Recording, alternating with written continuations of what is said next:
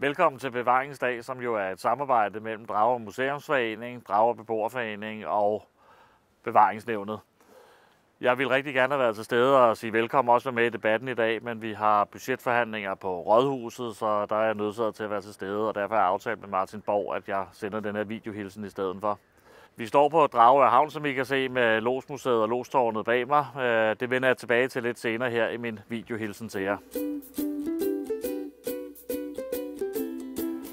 I Dragør der styrer vi jo bevaringsarbejdet gennem den bevarende lokalplan LP25, og det er faktisk en rigtig vigtig lokalplan for os i kommunalbestyrelsen, for den regulerer jo, hvordan byen skal udvikle sig. Og for os i kommunalbestyrelsen, der ligger der faktisk rigtig meget på sinde, at vi har de her restriktioner, som vi har, for det er den måde, vi passer på vores bys udseende, på vores kulturarv og på vores historie. Og jeg kunne godt være bekymret for, at hvis man begynder at slække, så vil der ikke gå ret lang tid, så vil byen forandre sig. Der vil gå ganske få år, måske 10 år, så vil vores by se anderledes ud. Så derfor så er det vigtigt, at vi faktisk holder fast i den måde, som vi laver vores bevaringsarbejde på i dag. I Dragør der har vi jo noget helt særligt, for der har vi det, der hedder Dragør Bevaringsnævn, og det er jo et rådgivende nævn over for kommunalbestyrelsen. Det er ikke nævn, der skal beslutte noget, men det er nævn, der skal rådgive os som politikere i forhold til, hvordan vi skal lave bevaringsarbejdet.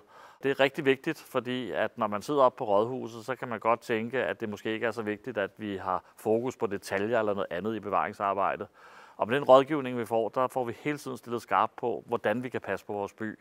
Og derfor så sætter vi pris på bevaringsnævnet, og vi skal også bevare bevaringsnævnet i fremtiden. Og det er jo unikt, fordi det er en god blanding af borgere med særlig interesse, det er beboerforening, det er museer, der er med i det, så vi får alle kompetencer med.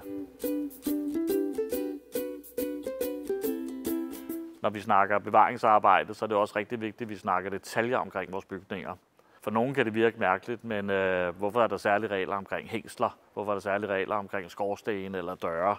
Og det er der jo, fordi det er en del af den kultur- og bygningshistorie, der er i Dragør. Og giver vi først køb på det, jamen, så vil vores bygning over tid forandre sig. Så derfor har vi brug for at holde fokus på det, men vi har faktisk også brug for rådgivning omkring, hvorfor det er vigtigt, sådan så vi kan holde det fokus i kommunalbestyrelsen.